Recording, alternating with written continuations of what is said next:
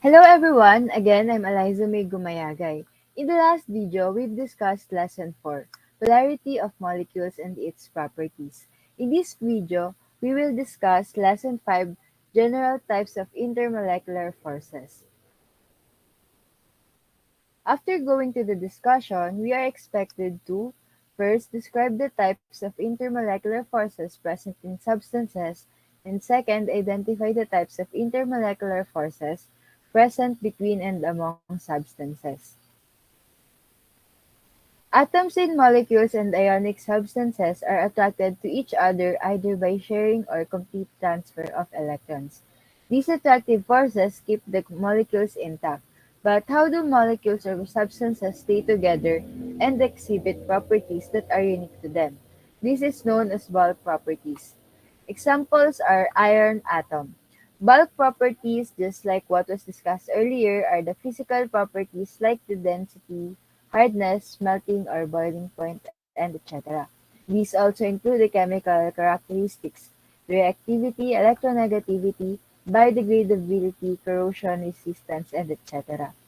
Before we proceed to our main topic, let me clarify to you that intermolecular forces and intramolecular forces are different. Intermolecular forces is what enables molecules to stick or attract each other. That's why in the previous discussion, it was also called IMFA or intermolecular forces of attraction. Intermolecular forces, on the other hand, are attractions among atoms within a substance. So for the next discussion, let me call on Kizel, Camille, and Guy. Thank you. Thank you. Thank you, Miss Eliza. Chemical bonds are the connecting between atoms in a molecule. This bond includes both strong intermolecular interactions such as covalent and ionic bonds. However, on the other hand, other forms of attractive forces are present to keep this molecule together, giving rise to the different state of matter, which then exhibit their own bulk properties such as boiling, melting, and freezing points, and viscosity among others. There are three general types of intermolecular forces, namely van der Waals forces, ion dipole interaction, and H-bonding. For the next slide, let me call on Miss Dolores.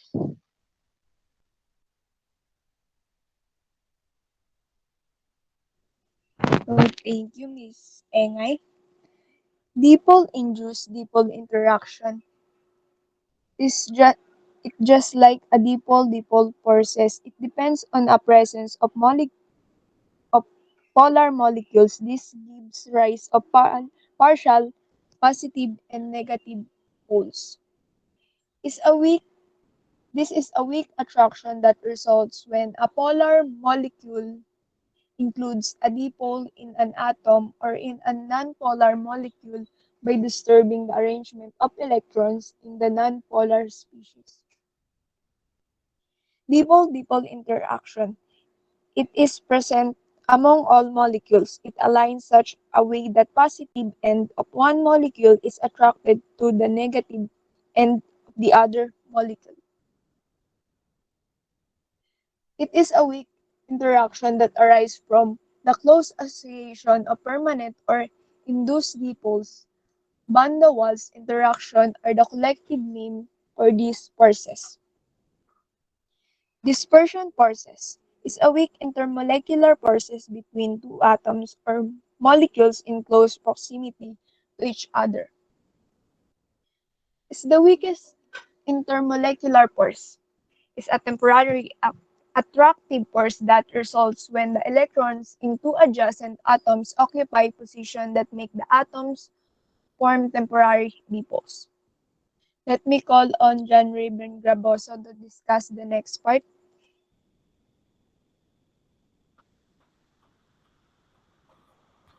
So the London dispersion force is the weakest intermolecular force.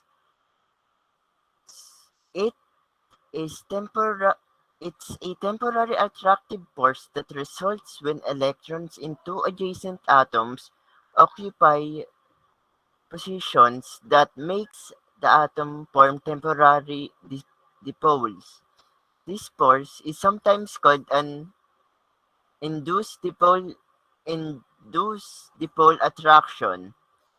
London pores are the attractive force that causes nonpolar substance to condense to liquid and to freeze into a solid when the temperature is lowered significantly.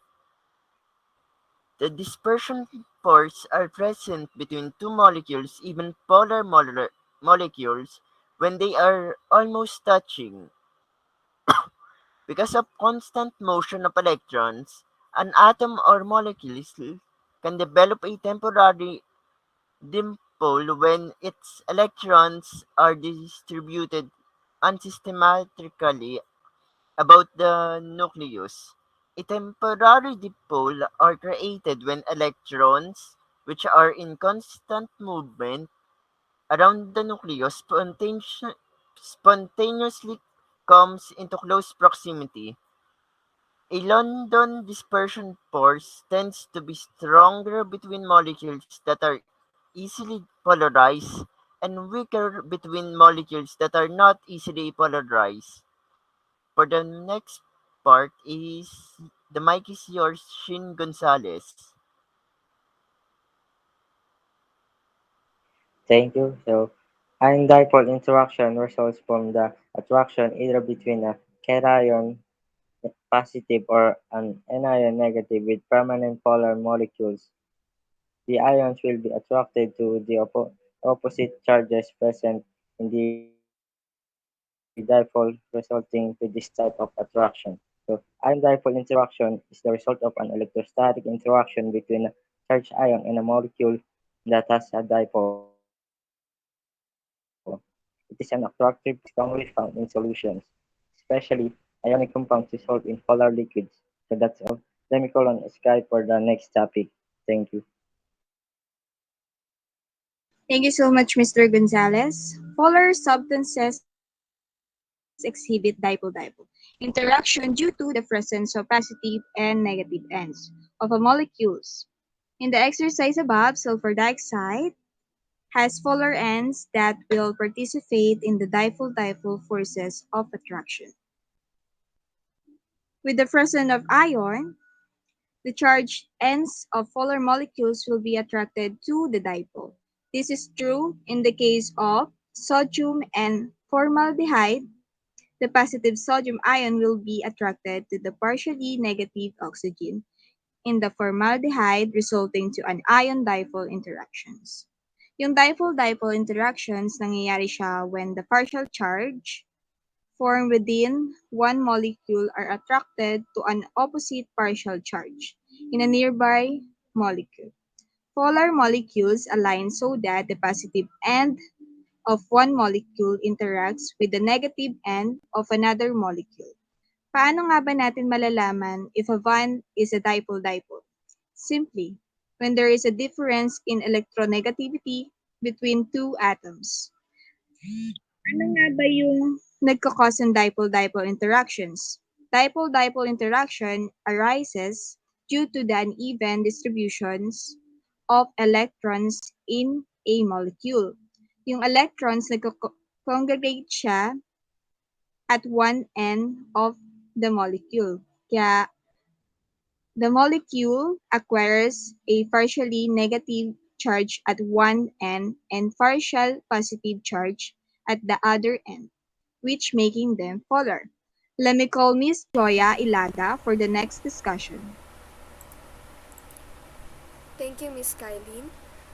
For the third example, CO2, which is the carbon dioxide, is a nonpolar substance. It is a linear molecule. When we say linear molecule, these are the molecules that are straight and have a bond angle of 180 degrees, as you can see on the picture. The electron shift at the end of right of C is balanced by the electron shift to the left. Thus, there is no net shift in electron density, and no net charge is produced. For nonpolar molecules, only the dispersion forces are present. Nano. In both NH3, which is the ammonia, and H2O, which is the water, the hydrogen atoms are bonded to more electronegative atoms, nitrogen and oxygen, respectively. This permits them to form H bonds which with other molecules with the same condition. Thus, H bond is present between NH3 and H2O. Liquid ammonia NH3 and water H2O both show hydrogen bonding. It describes what a hydrogen bond is and what is conferred by.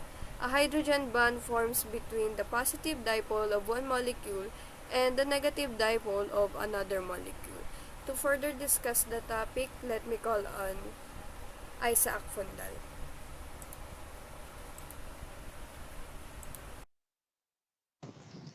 Ion-induced dipole forces of attraction. What is ion-induced dipole forces of attraction? Ion in, an ion-induced dipole attraction is a weak attraction that results when the approach of an ion induces a dipole in an atom or in a nonpolar molecule by disturbing the arrangement of electrons in the nonpolar species. In this one, ion-induced dipole forces of attraction are present among Fe2 plus, or what we call iron in the table of elements. Fe2 plus ions together with oxygen molecules. The charge in iron will distort the electron distribution in O2 or oxygen, resulting to temporary pulse in oxygen.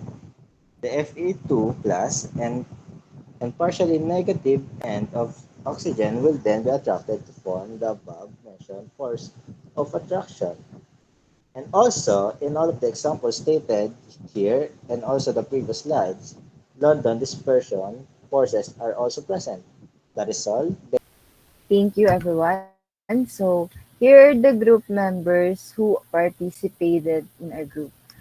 For the male members, Fundal Isaac, Givoso John Raven, Gonzalez Shinfix, and for the female, Dolores Riza Eunice, D. Skylin, Engit Giselle Camille, Gumere Eliza May, and Ilaga Joya Amare. That's all for our discussion. Thank you for listening, and we hope that you learned something.